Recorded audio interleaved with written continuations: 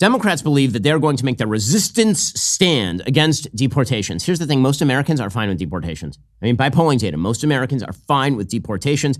Tom Homan, who is the bulldog new border czar under President Trump, he says, listen, I don't care what people think about me. I'm not here to make friends. I'm here to actually do my job.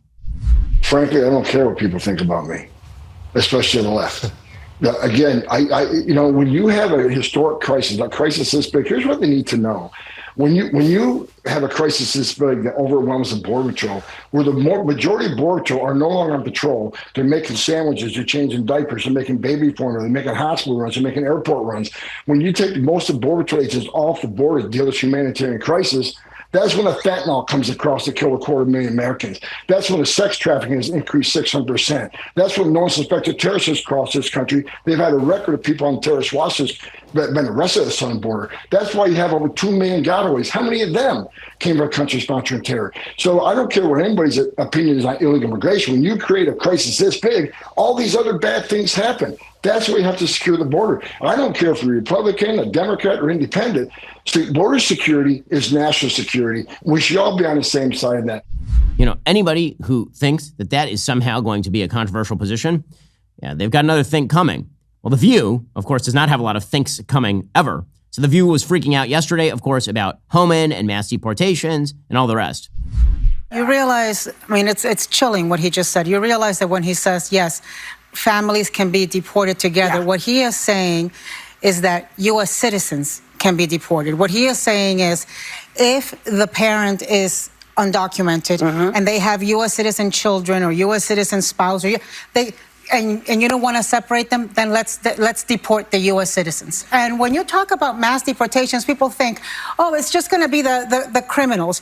There's not enough criminals, aliens in the federal prison system for it to be mass deportations. What it means is grandmothers. What it means is brothers and aunts. What it means is abuelos y abuelas. It means dreamers. It means your family members. It means your colleagues. It means your friends. It means people who are part of the society.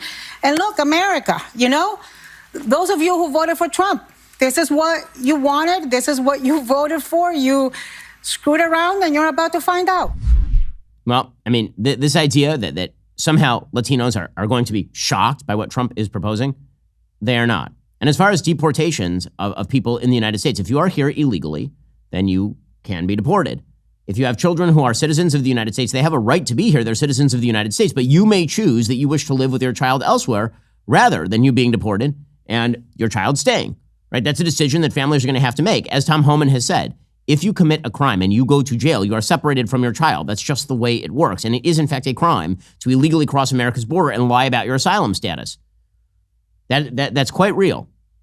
Again, if they think that this is, just wait, this is where the media is going to go. The media is going to wait for the first story where a family is broken up and they're going to bring all the cameras. There's going to be weeping and wailing and gnashing of teeth, which is why, by the way, Trump isn't going to focus on that first. I promise you, Tom Homan, Kristi Noem, the people he's bringing in, they're smart enough to focus on the criminal illegal aliens first and build up momentum for larger scale activity. And they're going to be focusing largely on the people who recently entered. Why? Because they probably did not have children who are American citizens yet. They have not had time to have children in the United States yet. You know what the radical left will never understand? The profound, unshakable bond between Christian and Jewish communities in the United States. While the secular left pushes an anti-religious agenda, Christians and Jews have stood together defending our shared values and religious liberties. That's why I'm proud to partner with the International Fellowship of Christians and Jews. For over 40 years, they've been doing something remarkable, building bridges between our communities through faith, shared values, mutual respect. The fellowship doesn't just talk, they act. Right now, they're on the ground providing real help to vulnerable Jewish families and elderly around the globe. We're talking about food, medical care, emergency assistance, and security to people who need it most. Look, as someone who spent years talking about Judeo-Christian values, I can tell you, this organization represents exactly what makes the alliance so powerful. It's about Christians and Jews coming together to do what our faiths command, helping people in need. If you want to be part of this amazing mission, visit benforthefellowship.org. That's benforthefellowship.org. Your support makes a real difference in people's lives. A lot of suffering people on the ground in the Holy Land. Right now, the fellowship is helping them out. You can help out too. benforthefellowship.org. That's benforthefellowship.org. God bless and thank you. Well, here's CNN's Maria Cardona going off also on Trump's mass deportation plan. And this is going to be the point of their resistance. They're wait for the AOC photos outside some sort of empty parking lot in white, crying again. Get ready for all of it. I'm saying if this is what you all think you have the mandate for, Go for it. You're going to see very quick and very horrifically the kind of backlash you're going to get. I don't think people voted for a cost of almost $100 billion that you all are going to spend if, in fact, you are going to deport the 12 to 15 million. Some people in your party think it's 20 million undocumented immigrants that are here. Go after the criminals. Absolutely. And in fact, that's what every administration has done. Yeah, again, when you suggest that Trump isn't going to do anything different or that it's going to be wildly unpopular, Trump has not been shy about this. He has not been shy about this because the alternative provided by the Democratic Party was a wide open border. This is the part that's crazy.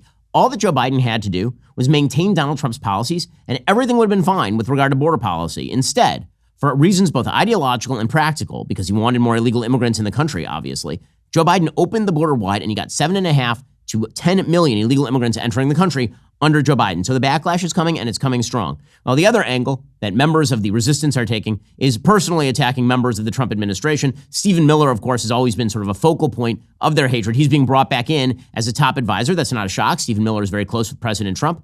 Here is CNN going after Stephen Miller, not on the basis of his policy, but by suggesting that he has personal issues with extended members of his family. Like this, I'm sorry, this is not media coverage. This is just trash.